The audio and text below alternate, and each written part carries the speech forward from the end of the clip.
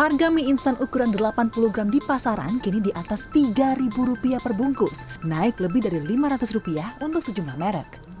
Ya mie sangat mahal banget, yang harganya dari 2,5 sekarang jadi 3.000, jadi 3,5. Tapi kalau favorit ya pasti dibeli juga.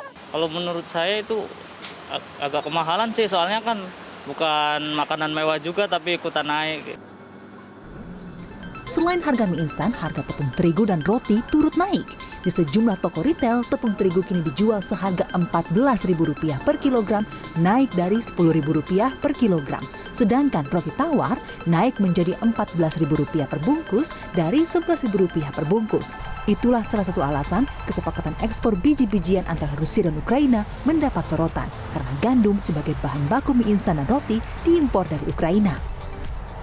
Mestinya ya kalau kita melihat tadi dampak turunannya dari harga yang lebih murah, suplai yang lebih banyak ya, harganya juga jadi lebih murah. Nah ini bukan hanya kepada penurunan harga di tingkat bahan baku ya, seperti tepung terigu misalnya, tapi juga semua turunan daripada tepung terigu. Namun kesepakatan ekspor ini diragukan akan berhasil. Tinta perjanjian belum kering, Rusia kembali menggempur Ukraina dengan tembakan rudal balistik di Odessa, salah satu pelabuhan utama di Ukraina.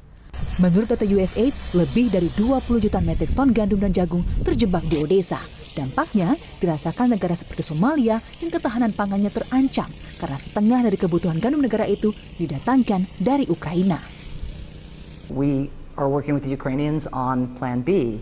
Plan B involves road and rail and river and again, sending in barges and adjusting the rail systems so that they're better aligned with those in Europe so that the exports can move out more quickly.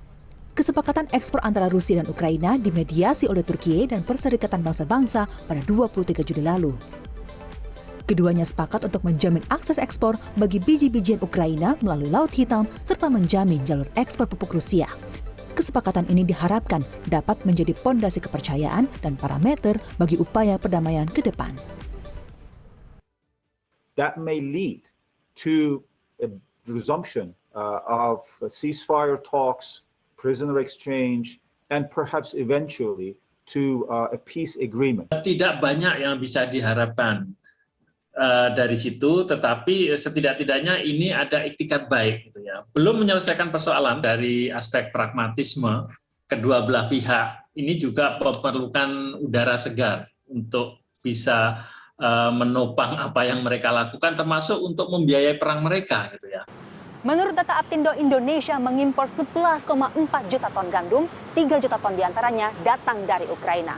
Invasi Rusia atas Ukraina berdampak pada meningkatnya harga gandum dunia mencapai 176% pada Mei tahun ini dibandingkan dengan Januari tahun yang lalu. Sedangkan harga pupuk naik hingga 169% di periode yang sama. Itulah mengapa sejumlah institusi termasuk FAO mengkhawatirkan terjadinya krisis pangan global.